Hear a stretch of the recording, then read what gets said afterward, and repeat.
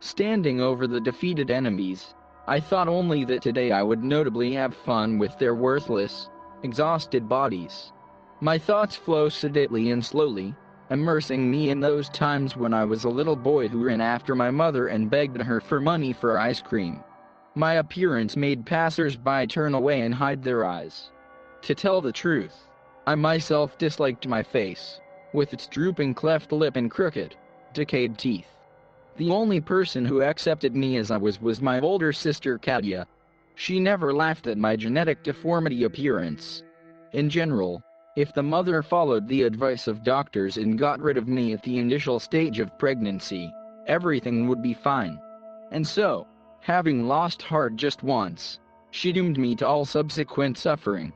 Since they didn't take me to a regular school, I had to study in a special school. Boarding school, which seemed to me a prison for mentally retarded morons, which I, in fact, was. The mockery of classmates lasted exactly until my sister gave me dumbbells. At first, it was 2-kilogram shells that made my muscles tremble with fatigue. Then, I moved on to 8-kilogram shells, which in turn led me to pound weights. As time went on, I built up my muscle mass in inverse proportion to my mental capabilities. And now, being a muscled, I did not notice that in the eyes of my peers I turned into a complete moron. My strength grew and I waited for the day when I would leave the boarding school. It was then that trouble came into my life, which in an instant turned it upside down. The death of my sister during the hiking trip to the mountains was a real shock for me. At first, I simply did not believe in what happened and thought that all this was not happening to me. But the reality turned out to be much worse than my fantasies or conjectures. Upon learning that Katya was being buried in a closed coffin, I felt so alone that my soul was seized with despair, such as I had never experienced in my life. My sister was everything to me. At the same time, Katya became my mother and father, who, by and large, did not need me. I did not know the cause of my sister's death, and it is unlikely that anyone could tell me the whole truth then. So, having fully known my loneliness, I decided to dig up the body of my sister on the 40th day of her death. The spectacle was not a pleasant one, but at that time it was difficult for me to embarrass or frighten me with something. Taking her stinking, decay-covered body out of the coffin, I tried to perform the ritual, which I learned about from the old fortune teller. Candles, human blood and the water with which the deceased was washed were only a part of all the necessary ingredients for the ritual. What I had to do then scares me to this day. Life did not immediately return to the mutilated body of Katya, who looked as if a concrete slab had fallen on top of her. And several times. At first, her deceased body desperately resisted the ceremony, and the fact that I was doing everything right was evidenced only by rare convulsions throughout the mutilated body. But then, when I did the main part of the ritual, Katya opened her eyes and looked at me with the eyes of an executioner from the underworld. My hands were trembling and my body was shaking with chills. My older sister Katya was alive, although she could not move on her own. She received her terrible injuries while hiking in the mountains. Then, Katya's safety cable broke and she fell down from a great height. After falling, she had to roll for several meters along a rocky slope, completely dotted with huge boulders and cobblestones. It was for this reason that it was decided to bury Katya in a closed coffin. Not everyone could endure such a spectacle, and of course I was no exception. Having resurrected Katya 6 years ago, I encountered her new, otherworldly essence. Now, the sister was not interested in things or tourism. Only murders and nothing more. Since Katya's spine was broken, she could only move around in a wheelchair. In fact, she was still a corpse, which, by the will of the dark forces I summoned, was not subject to decay. Looking at Katya, I saw a dead, mutilated girl, in whose eyes cold anger froze. Those police jerks think that in real life, I'm more like a surgeon or a pathologist. But in fact, I am an ordinary slaughterhouse worker who skillfully wields a meat knife. This is probably my dream job. Dismember and kill. What could be better? If it were my will, I would kill every day, but Katya needs only one kill a year.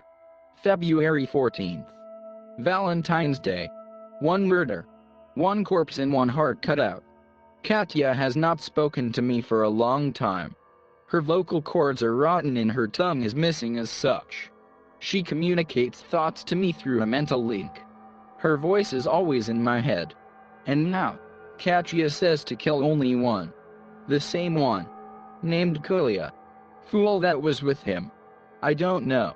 Apparently, he is in such a hurry to die that he came to the cemetery on his own initiative. These two freaks were so stupid that they didn't even understand who exactly belongs to the grave at number 217. It belongs to my younger sister Katya. But now, they will understand what's what when I start tearing them to pieces. For this, I have a special room in our parental home.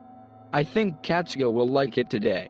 Igor lay on the floor and desperately tried to get rid of the ropes on his hands. Nearby, in the same position, face down, was Kolya. The guy's leg was bleeding profusely, which made his friend fearful. They lay in the middle of the room, in which there was a disgusting stench, most likely caused by the presence of carrion in the room. When the guy's eyes got used to the twilight, they saw something that made them want to go to the toilet. And right away. By big and small. Not far from the entrance to the room, there was a wheelchair in which the girls were sitting. Her appearance was terrible. It seemed that the unfortunate woman was first passed through a meat grinder, and then they tried to give a human appearance again. But worst of all, it wasn't even that. In fact, the girl was deader than dead and, apparently, died a few years ago. To prevent the deceased from falling from a wheelchair, her body was tied with the rope for reliability. The eyelids of her cloudy, pus-filled eyes were held up by an adhesive tape stretching from her forehead to the back of her head.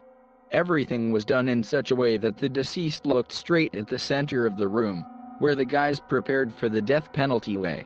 Entering the room, I rubbed my hands in anticipation of something special. I knew that Katya would like the show I had prepared. It will truly be a bloody Valentine. One that will be remembered by each of the inhabitants of this damn town. I was only interested in one thing, what to do with this young bastard's friend. Katya was silent and the voices in my head could not give a definite answer to this. If I had my way, I would have killed them both. But Katya, it's a completely different matter here. You can't hurt your sister. Because the whole show is just for her pleasure. Deciding to act according to an established scheme, I approached the one that received a black mark from me. I am not strong in creativity and I can't cut out these damned hearts with my hands. But Katya, she thinks otherwise. It was she who gave me a list of 10 people. Basically, the guys that I had to kill one at a time. And it was on Valentine's Day. These fools lying on the floor do not even know that this date was the day of her death. Yes, her death. When a freshman student fell off the ledge and hung on a safety rope. Time passed for seconds and these creatures made their choice. Seeing the tall man who entered, Kolya shook with fear. The guy realized that he would die very soon. Black Valentine never lied and was a big man with a huge axe in her hand, which was a clear confirmation of this.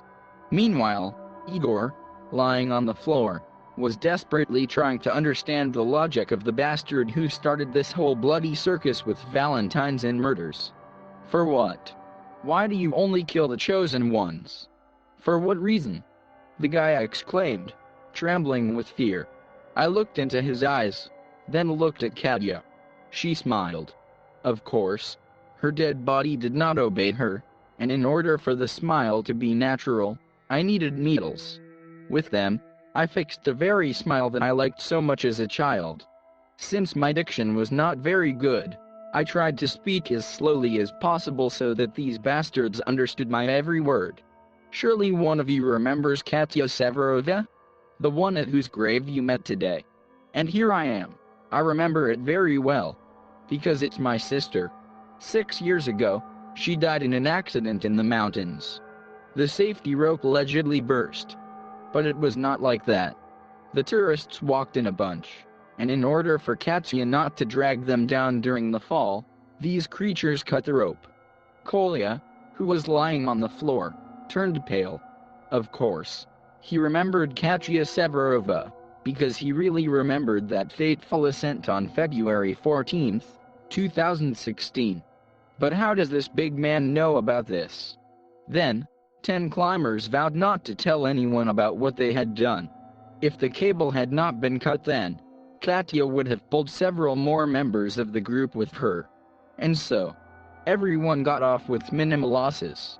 Since then, they never saw each other again.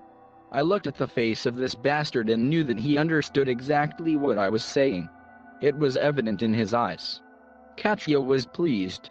Now, it was time to move on to the final part of my presentation. Knife or axe? I think it's still an axe. There is a lot of fuss with a knife. And with an axe, I will cut his chest in no time and take out his heart. Katya is very romantic. She loves when I give her all these hearts. Now all that remains of this idiot is a handful of minced meat, which tomorrow I will throw in the city park. Let them admire the deeds of bloody Valentine. Katya will definitely be pleased. 6 years, 6 corpses. In 4 years there will be 10 of them and I will finish what I started. Realizing what was waiting for him now, Kolya desperately began to kick his legs. The blade of the axe seemed so huge that they could easily cut off the head of an elephant. And at this very time, Igor, at the cost of incredible efforts, managed to loosen the rope. Whoever this big guy with the cleft lip was, he obviously didn't know how to knit knots. Lord, if only to be in time. If only to be in time, Igor thought, drenched in sweat. Of course, he couldn't let the bastard chop his friend into a small vinaigrette. At the same time, Igor did not care what happened there 6 years ago while overcoming the mountain range. The ropes on his hands loosened completely and, in another second, the guy moved on to the knots on his legs. Trying on a blow, the big man stood with his back to Igor, which gave him the opportunity to act unnoticed. Kolya saw the idea of a friend and tried to deliberately play for time. Hey, wait. Well, you don't know how it really was, shouted the boy. Looking at his pathetic attempts to survive, I chuckled. This fool thinks behind my back that I can't tie knots. Yeah, how? I deliberately provoke him to active actions in order to cause aggression and kill. Katya is silent. She is only interested in revenge and 10 deaths in 10 years. And I need murder. Therefore, hearing Katya's warning voice in my head, I turned around and decided to start the massacre with this bastard. Run, Igor. Run. Kolya shouted and, having contrived, rolled under the feet of a big man with an axe.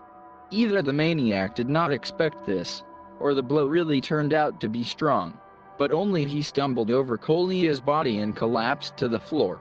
The axe fell with a crash nearby. It was impossible to delay, and Igor, freed from the fetters, understood this like no one else.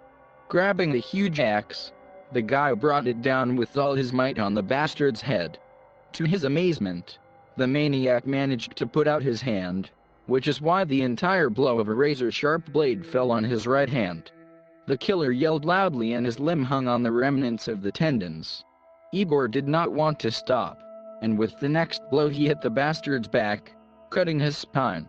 Deprived of the opportunity to walk, the big man crawled along the bellies, trying to reach his opponent with his surviving hand. Igor beat again and again, turning the killer's body into bloody minced meat. The deceased, sitting in a wheelchair, was the only witness to this, because Kolya closed his eyes in fear and turned his head in the other direction. Even without arms and legs, the bastard tried to crawl like a giant bloodied caterpillar. 5 minutes later, it was all over. Lowering the axe, Igor untied Kolya and helped him up. After that, he called the police and wearily sank to the floor. As the investigation showed, the late Katya Severova was not revived and no ritual could revive her. Her half-witted brother simply pumped the body with embalming fluid, which made it less prone to putrefaction.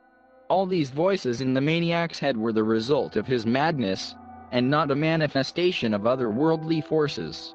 Deciding to avenge his sister, he completely went crazy and became a revenge-obsessed killer. Living side by side with the corpse of the deceased sister, the maniac talked to her and behaved as if she were a living being. Having dug it out of the grave, the big man performed a ceremony that had nothing to do with magic and was just a product of his inflamed imagination and nothing more. It is difficult to say whether the maniac would stop or not, but there is no doubt that with his liquidation the deaths of young people stopped. Thanks to Igor's decisive actions, Kolya not only managed to survive, but also saved his wounded leg, which healed within a month. The guy himself comes to Katya's grave every week and asks for forgiveness for what happened 6 years ago.